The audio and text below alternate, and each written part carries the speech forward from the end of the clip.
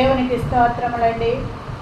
ఈరోజు వాక్యము ప్రకటన గ్రంథము 8వ అధ్యాయం 1వ వచనం చూసినప్పుడు, ఆయన 7వ ముద్రను విప్పినప్పుడు పరలోకమందు ఇంచుమించు అరగంట సేపు నిశ్శబ్దముగా ఉండెను.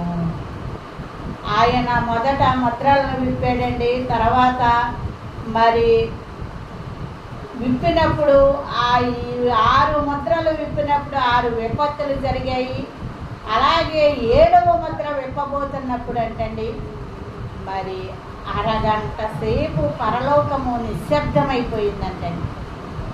ఎందుకు నిశ్శబ్దమైపోయిందని ఆలోచన చేసినప్పుడు, మరి ఒక క్రీస్తు పూర్వములో నోవాహు దినములలో జలప్రళయం వస్తున్నప్పుడు దేవుడు ఎంతో దుఃఖించాడండి.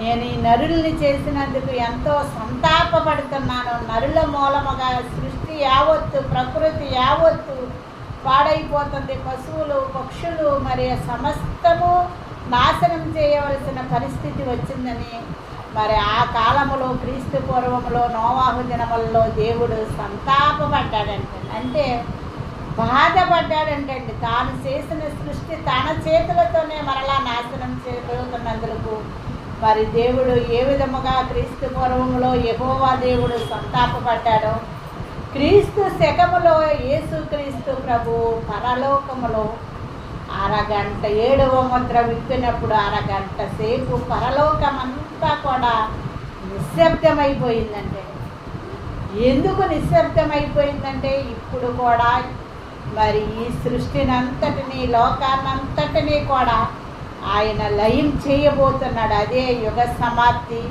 మరి ఆయన 2వ రాకడకు ముందు జరుగు క్రియలు అని మనకి తెలుస్తుంది. కాబట్టి మనము మరి మెలకువ కలిగి లేఖనాలను పరిశీలించి పరీక్షించుకుంటూ దేవునిలో నిలిచి ఉండాలని దేవుడు మనకి ఇవన్నీ ముందు ప్రకటన గ్రంథములో మరి ఆఖరి గ్రంథమైన 66 పుస్తకాల్లో ఆఖరి పుస్తకముగా దేవుడు ఉండటానికి కారణం ఏంటంటే, మరి జరగబోయే విపత్తులన్నీ, భయంకరమైన క్రియలన్నీ ఈ ప్రకటన గ్రంథంలో రాసి ఉంచాడండి.